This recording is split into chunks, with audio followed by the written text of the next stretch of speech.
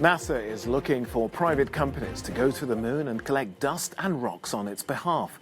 The American Space Agency says it will pay for the samples, but not for the trips.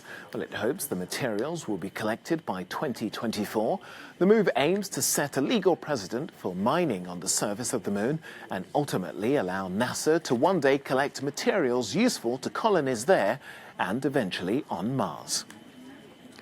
Well, Dr. Thomas Cheney is a lecturer in space governance at the Open University, and he joins me now from Northampton in the UK.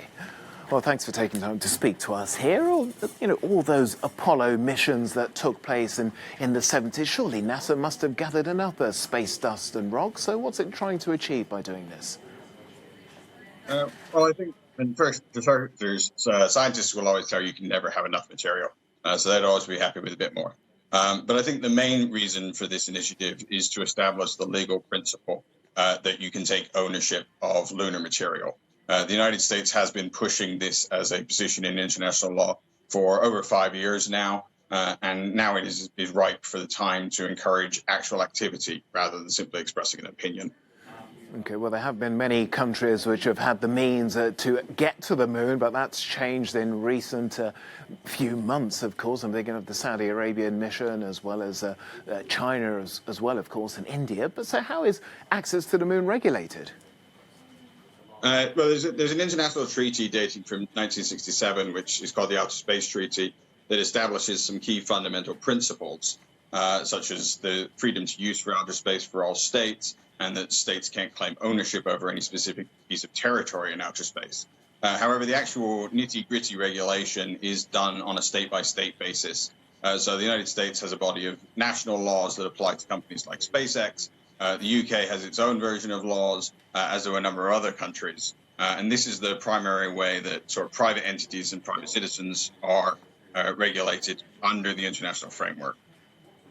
And are there specific guidelines for moon mining? No, there are no specific international guidelines for moon mining as yet.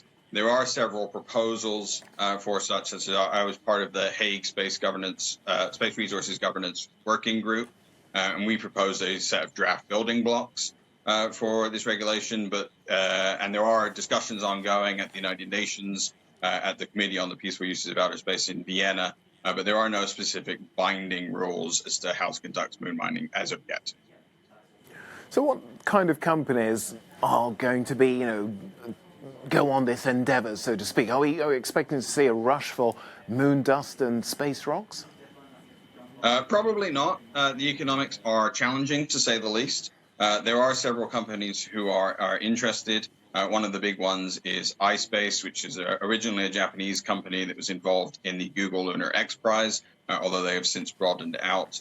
We'll probably see other companies that are involved in supporting scientific missions, such as those undertaken by NASA and the European Space Agency.